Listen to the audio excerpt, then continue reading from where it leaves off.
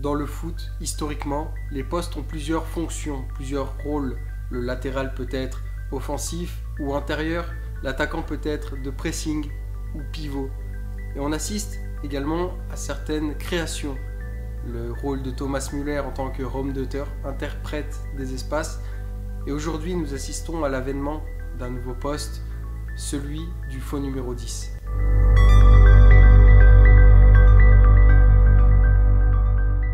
Aujourd'hui, vidéo très courte, elle va être concise et précise, celle sur le nouveau poste que le foot est en train de mettre en lumière. Juste avant ça, je vous invite à rejoindre l'aventure Box to Box. Je n'ai jamais fait d'autopromo, je n'ai jamais quémandé de likes, de commentaires, de partage ou d'abonnement. Mais du coup, je me permets pour la première fois de vous inviter à le faire sur la page de Box to Box. Davantage, si vous aimez mon contenu, vous m'y trouverez en tant que chroniqueur sur certains lives, que ce soit sur Twitter, Twitch, Discord, YouTube. Je vous mets tous les liens en description. Voilà, franchement, essayez et ce sera adopté. Instant promo terminé, revenons-en à nos moutons.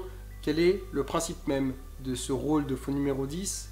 Alors, il est d'être un milieu à vocation défensive, mais d'être placé en tant que numéro 10. Plus haut sur le terrain qu'à l'accoutumée. Ça a pour vocation d'optimiser le jeu sans ballon, le pressing et la densité physique plus haut dans le dernier tiers du terrain. Ce rôle prend une ampleur, là il est de plus en plus répandu avec en tête de gondole Scott McTominay à Naples. Ça ne vous aura pas échappé, mais c'est l'archétype de ce dont on parle. On était à 1000 lieues de penser ce genre d'aptitude du côté de Manchester United, et voilà qu'un replacement et un nouveau contexte fait de lui le meilleur joueur de Serie A la saison passée. Alors je ne pense pas qu'il soit le premier à interpréter ce rôle quant à son poste initial, mais je pense qu'il est l'empreinte importante de l'avènement de quelque chose. Voilà, je pense qu'il a marqué de son empreinte la spécificité et l'interprétation de ce rôle.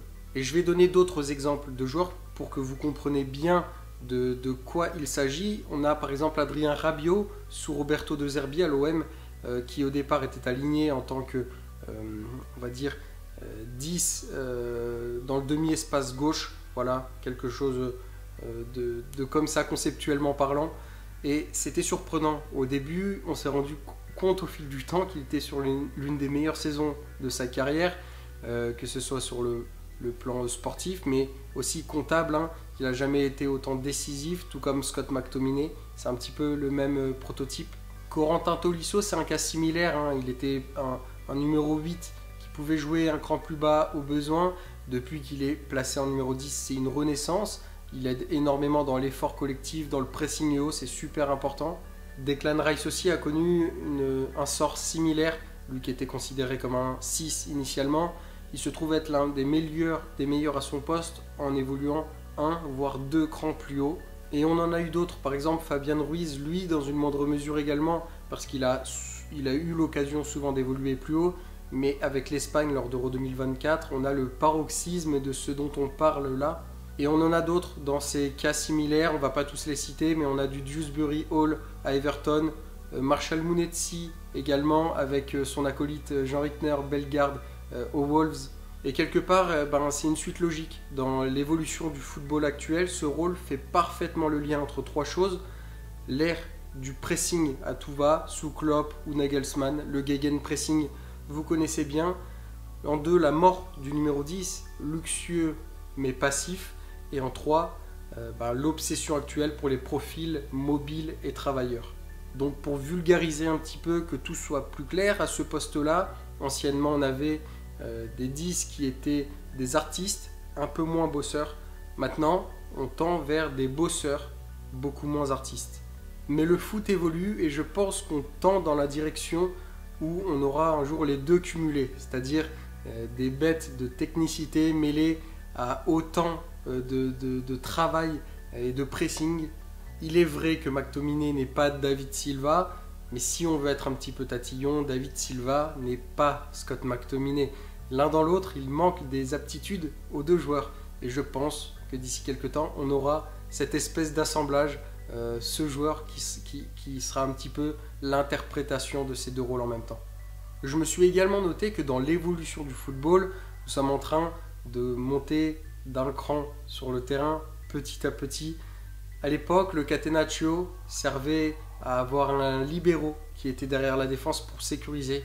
Donc la défense souvent à 4 avec un joueur derrière pour sécuriser le secteur. Sous l'ère Guardiola, il y en a eu d'autres, mais ça a été l'un des papas de ce mouvement, même si on a eu évidemment d'autres grands coachs, mais on a eu ce fameux 6, voilà, qui était la pointe basse, la sentinelle d'une défense, avec notamment Rodri qui a fait partie de ces cerveaux-là.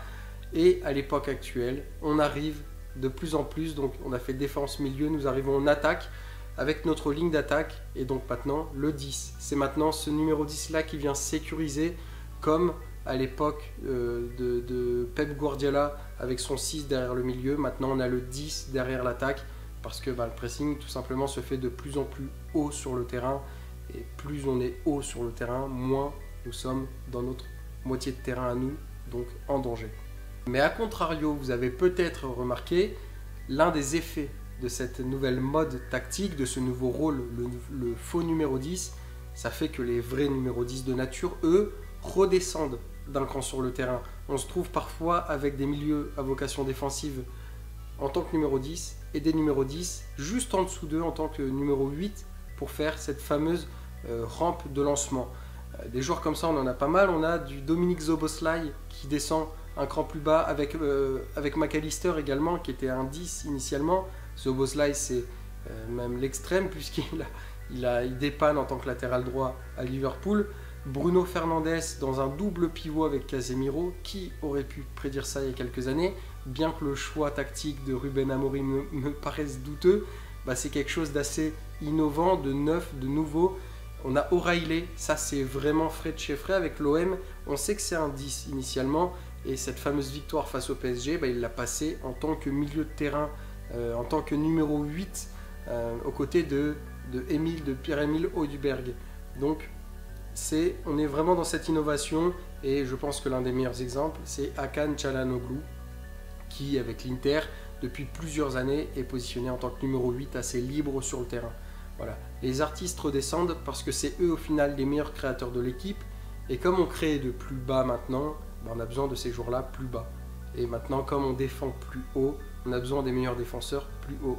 Et alors maintenant qu'on a vu ça et qu'on a tout compris sur le rôle et l'interprétation du faux numéro 10, il s'agit de regarder un petit peu dans le futur via notre boule de cristal, et de se demander si un jour nous n'arriverons pas à l'extrémité qui sera d'avoir des attaquants en défense, parce que peut-être qu'on en arrivera à cette extrémité, et des défenseurs en attaque, parce que besoin, comme on l'a dit, de défendre bien plus haut et de commencer à attaquer bien plus bas. Vous avez tout compris. Désormais, je vous conseille un livre qui est l'Odyssée du 10. C'est un livre des cahiers des footballs. Ils ont fait une saga de livres très intéressants sur le football. C'est français. Franchement, je vous conseille, c'est très pertinent. Il ne parle pas du rôle de faux numéro 10, mais ce livre m'a aidé à y voir plus clair sur la fonction et sur ce numéro historique dans le football. C'est très intéressant, je vous encourage, c'est très enrichissant. Merci à vous. La vidéo est plus courte.